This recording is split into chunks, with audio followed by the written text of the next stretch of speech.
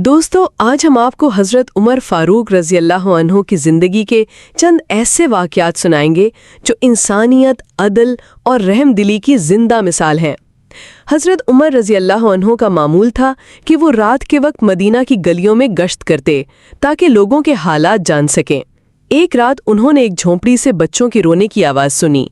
करीब जाकर देखा तो एक औरत चूल्हे पर हांडी चढ़ा रही थी और बच्चे भूख से बिलक रहे थे। हज़रत उमर ने पूछा, बच्चों को क्यों रोने दे रही हो? औरत ने कहा, हांडी में पानी और पत्थर डाल रखे हैं ताकि बच्चों को लगा रहे कि खाना पक रहा है, लेकिन घर में कुछ भी नहीं। ये सुनकर हज़रत उमर की आंखों में आंसू आ गए। फौरन बैतुल माल गए, आटा, गोश्त, घी, खजूरें और दीगर सामान खुद अपनी पीठ पर लाद कर लाए।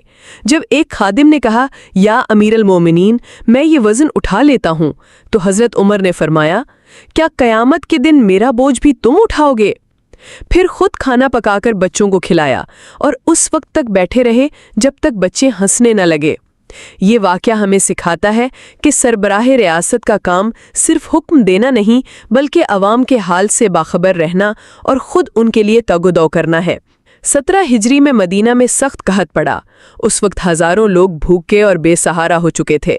हज़रत उमर ने हुक्म दिया कि शाम से अनाज लाया जाए और गरीबों में मुफ्त तकसीम किया जाए। लेकिन खुद हज़रत उमर रज़ी अल्लाह अन्हु ने भी इस दौरान कसम खा ली कि जब तक कहत ख़त्म न होगा वो भी गोश्त, घी, दूध नहीं खाएंगे। उनके खादिम असलम बयान करते हैं, हमने हज़रत उमर को सिर्फ खुश्क रोटी और जैतून के तेल पर गुजारा करते देखा। उनके चेहरे पर जर्दी आ चुकी थी। हज़रत उमर ने हमें सिखाया कि लीडर सिर्फ ज़बानी हमदर्दी नहीं करता, बल्कि अवाम के दुख में अमली तौर पर शरीक होता है। एक दिन हज़रत उमर ने एक औरत को देखा जो अपने यतीम बच्चों के लिए खाना मांगने निकली थी।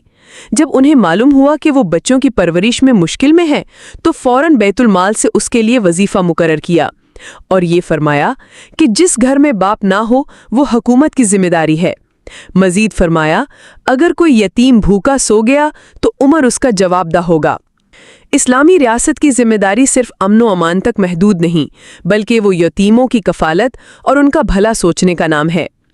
एक बेवा औरत ने हज़रत उमर से शिकायत की कि उसका शौहर फौत हो गया और उसका कोई वारिस नहीं, लेकिन कुछ लोगों ने उसकी ज़मीन हत्या ली। हज़रत उमर ने फ़ौरन ताकीद की और पता चला कि औरत सच कह रही है।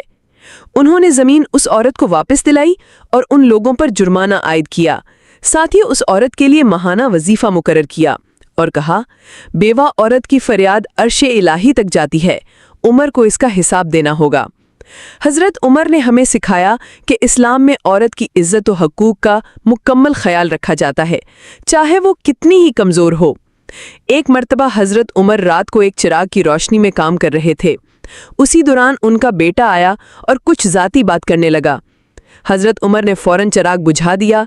बेटे ने हैरान होकर पूछा, अब्बा जान, चिराग क्यों बुझा दिया? हज़रत उमर ने फरमाया, ये चिराग बैतुल माल का है, यानी अवाम की मलकियत है। जब तक रियासत का काम था चिराग जल रहा था, अब ज़ाती बात हो रही है तो बैतुल माल का इस्तेमाल जायज़ नहीं। ये वाक़या इस बात की आला मिसाल है कि हज़रत उमर का अदल और ईमानदारी कितनी अजीम थी और वो किस कदर अमानतदार थे।